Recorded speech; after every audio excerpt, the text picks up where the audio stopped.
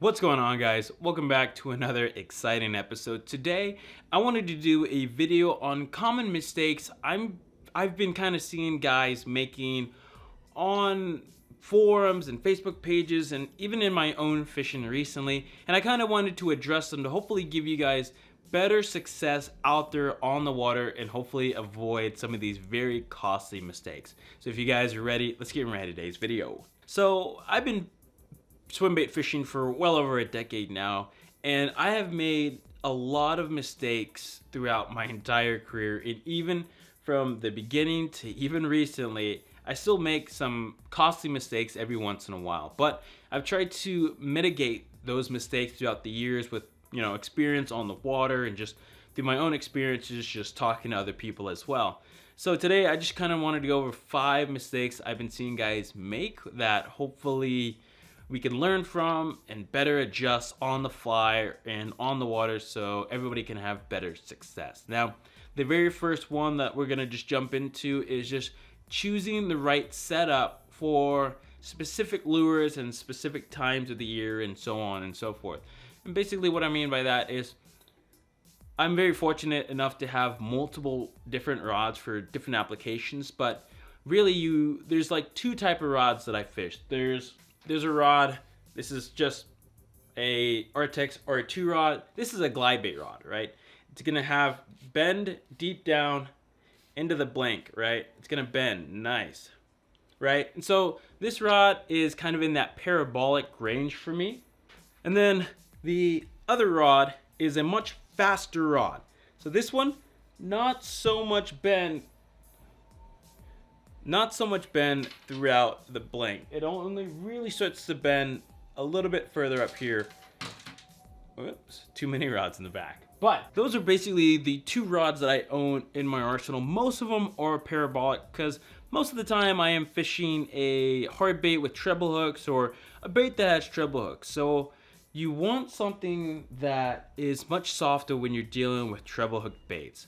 And so time in and time out, I see guys, they pick up a rod and it's a bit faster of a rod, something like that second rod that I showed you, and they start throwing hard baits on it, which at first you can catch some fish, land some fish, but you'll notice that your landing ratio isn't what it could be if you just use a much softer rod. So with that faster rod, when you set the hook on that treble hook bait, there isn't a whole lot of give, and if there's not enough give there, and you might be fishing fluorocarbon or braid or whatever, there's just too much just strength and pulling and just a lot of friction going on. And with that much friction, that's how you bend out hooks, or you don't get the best hook set in them, or they just pull off.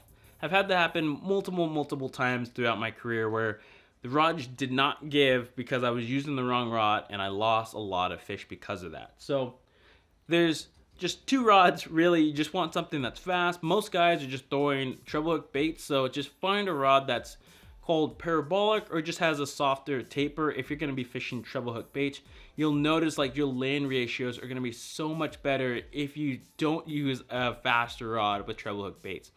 And then it's also the opposite.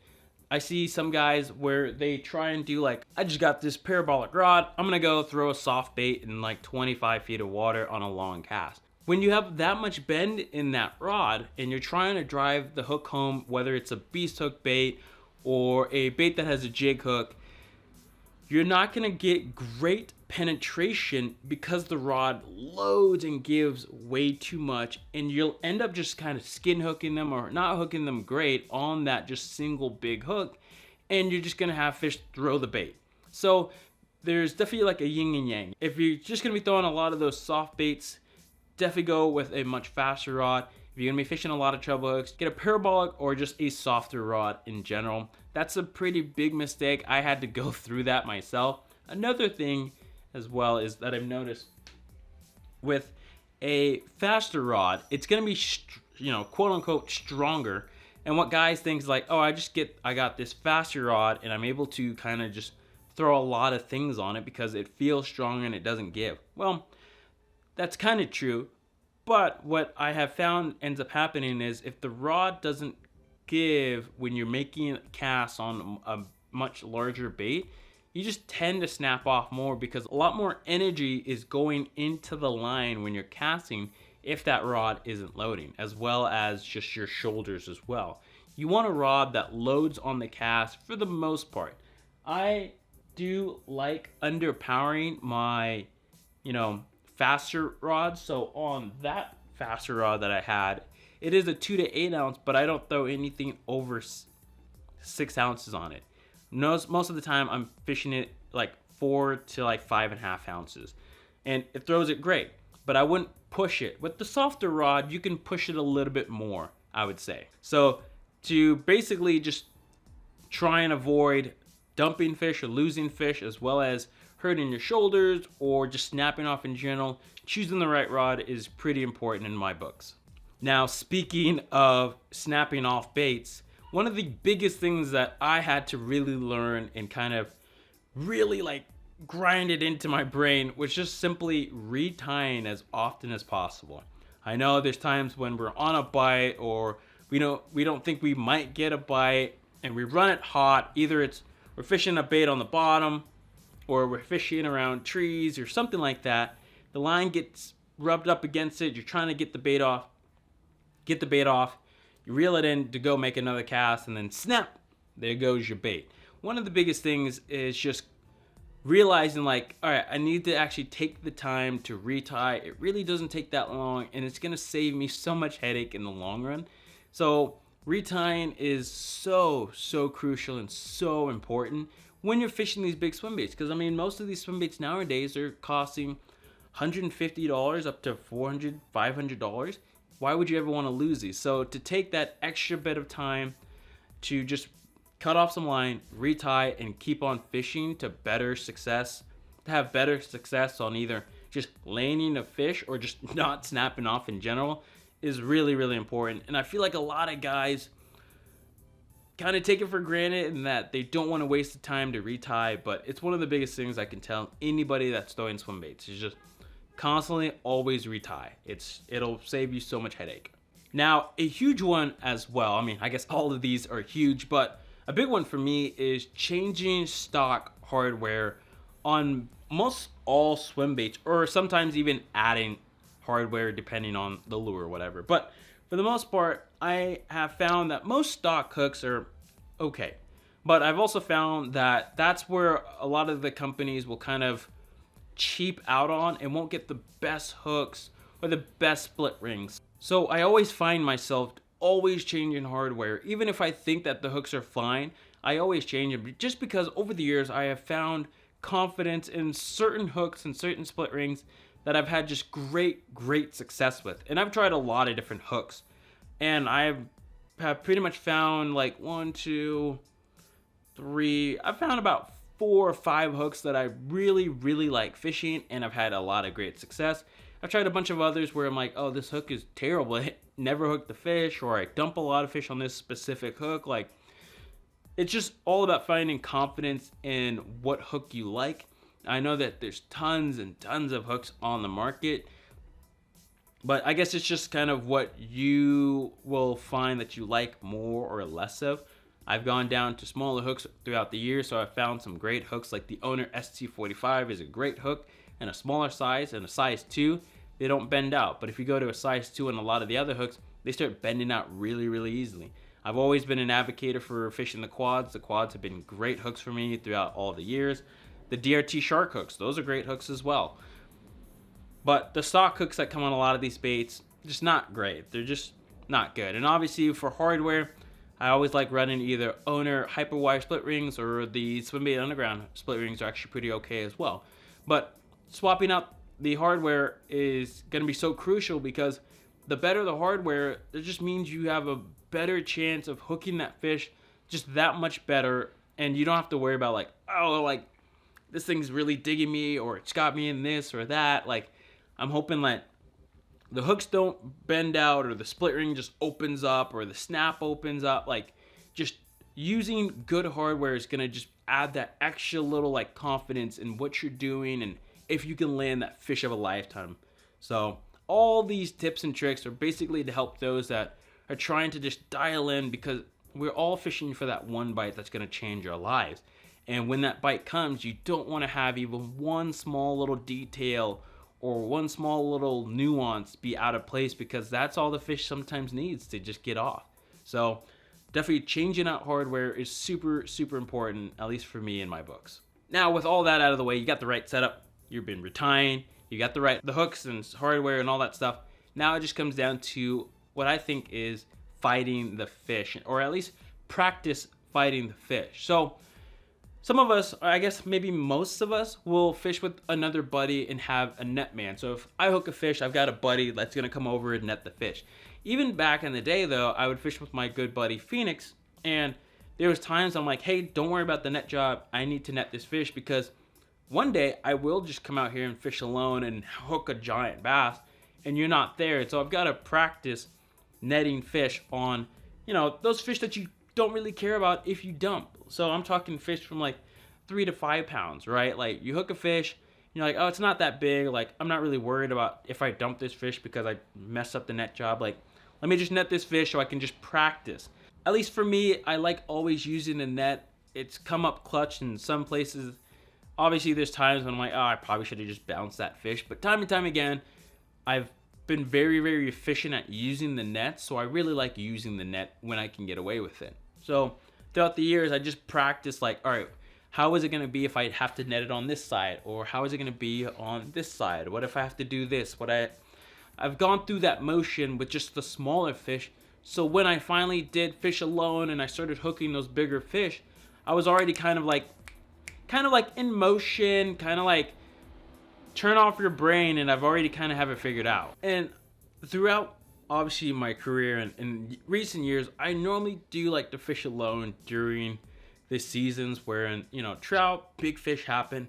I normally fish alone these days, and so I've had to net a lot of giant bass throughout the years, and I've been very successful on doing that because of my prior experiences. So there's definitely times, if you guys are out there, whether you're from shore or from a boat or whatever it is, just practice on the little guys. So if you do mess up, it's not the end of the world, but you'll have some type of like notion in your head of going through the same motions, because it's the same motion for the most part with a 3-pounder and a 9-pounder or a 10-pounder, or maybe even bigger in the future. So it's kind of the same motion of, all right, I got to lift with the rod and I've got to use the net to come over here. Like it's kind of the same notion and motion, but obviously your heart's going to be pounding way faster when you have a much larger grade fish at the end of your line. And then as well as just before the netting, before you even get to that point, when you're fighting a fish and how you control the fish and think like, I should bring it to this side because I net way better, or I should bring it on this side to avoid this tree or this wall, and stuff like that. There's a lot of things that you can think about. When I fight my fish, I normally will set the hook or whatever, and I kind of get down and I just straight wind. Straight wind, you just reel it in, you keep pressure on that fish. If you feel them start coming up, try to put your rod tip down, and so hopefully they don't clear that much air. But if you have good hardware, you got a great rod, all that, the fish should technically stay pinned. So just grind, don't stop, don't do the like don't do that, because even though you might be fast enough, if that fish decides to run at you when you start to go back down, there's gonna be so much slack, and all that fish has to do is do a quick shake and they spit your bait. So just straight line, grind it, and then just figure out in the moment of like, okay, I'm gonna bring it on this side so I can net it on this side, or I'm gonna bring it on this side so I can flip it. However you like to land your fish, just think about it while you're going through the fight of like, all right, how am I gonna land this fish cleanly? And then a big thing is, which will really only come in experience, I can talk to you guys about it, but the best way to experience it is figuring out the perfect amount of line out when that fish gets near the boat and the length of your net. So when you high stick a fish and you're about to net it, if you have too much line out, if that fish goes one or two directions, there's going to be slack in the line as you're trying to net it, and you don't have complete control over that fish, and so that fish can go all over the place and throw your shit. Like, it's gnarly. So, but if you go too short on the line, then when you try and high stick, it's just too much pressure and you can't really high stick that much, and then it's too far out. Like, it's just an absolute mess if it's too short. And I've had that happen when they eat it next to the boat. It can just be an absolute shit show. So there's definitely like a kind of a sweet spot with how much line is out, and that can be depending on the rod length, how long your net is, your own arm length, arm stretch, arm length. So you kind of have to play with that through experience, but I can kind of tell you, like, it has something to do with all three of those factors, that there's a sweet spot with the amount of line and how you can control the fish to kind of move it and maneuver it into the net. And the final kind of mistake that I see guys do is not making every cast count. Now, this could be a wide variety of different things, but for me, I like just being very efficient on my cast, which means making less casts, but making the best cast possible all the time. Not just like, oh, I finally made one good cast after 3 hours of fishing. Like, I want to try and make every cast really be a cast where I'm like, if there was a fish here on this point or under this tree, I want to make a really good, efficient cast so I can make that one cast and feel really good about it. I'm like, all right, I made a good cast in that area. I didn't get bit. That either means there wasn't a fish there or something was off in the universe. But at least in your mind, you're like, hey, I made the cast. It was up to the fish at that point. But I made a good cast. I didn't backlash. I got it right in the perfect spot. It just didn't happen. But I do that, at least I try to do that all the time, whether I'm fishing a glide bait or a soft bait. I want to feel like I'm fishing efficiently. And when you fish efficiently, you feel so much better about every cast and every possibility. Like, okay, I'm gonna make a good cast down this dock. Ooh, I made a good cast. Like, and then you kind of like get tensed up, like, whoa, I just made a good cast. Like, I should get bit. And then boom, you get bit and you're like, hell yeah.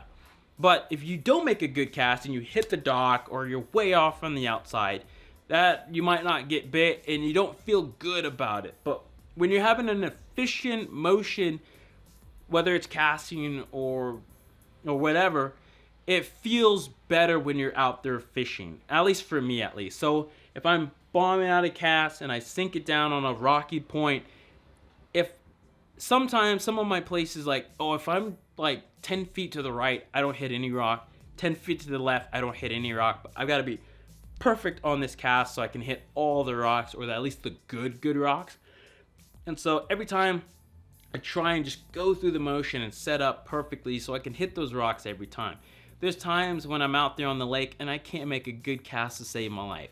Whether it's down a dock or under a tree or on that rock pile and I'm just not hitting it or I'm way off of it. Like, those are the days where, like, dude, I can't make a good cast. I'm probably not going to get bit.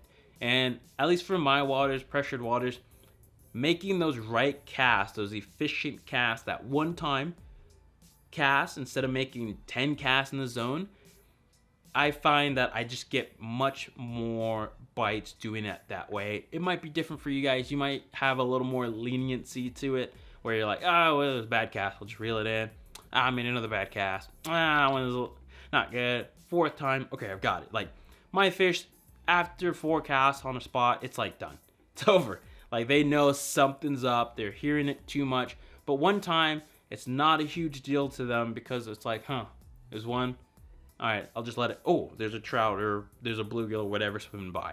At least that's how it is in my brain. So being efficient on the water is really, really crucial, and making every cast count is one of the biggest things that I really like doing. What other mistakes do you guys see other fishermen doing, or something that you had to correct yourself from doing over the years? I mean, like I said, even to this day, just the other day, I had really bad hooks on one of my lures for whatever reason. I just went away from the hooks that I normally use. I used some really bad ones, and I dumped a really nice fish. And I was like, why did I do that? All these years, like, I found the hooks that I like using, and I tried some other hooks that I knew weren't going to be good, and I dumped a really, really nice fish. And so I was like, I don't know why I did that. Like, it's super, super weird. But even for me, after a decade, I still will sometimes make these mistakes. So I always want to try and just, reiterate to myself, like, hey, we found something that works for us. Let's just keep doing that. Don't fix what ain't broke, is the old saying. And it definitely holds true in bass fishing. If you guys have any mistakes that you have done or see other guys do, comment down below. I'd love to see all the mistakes and maybe we can share some bad memories over the years. But other than that, thank you guys so much for watching, and as always, go out there and chase your dreams.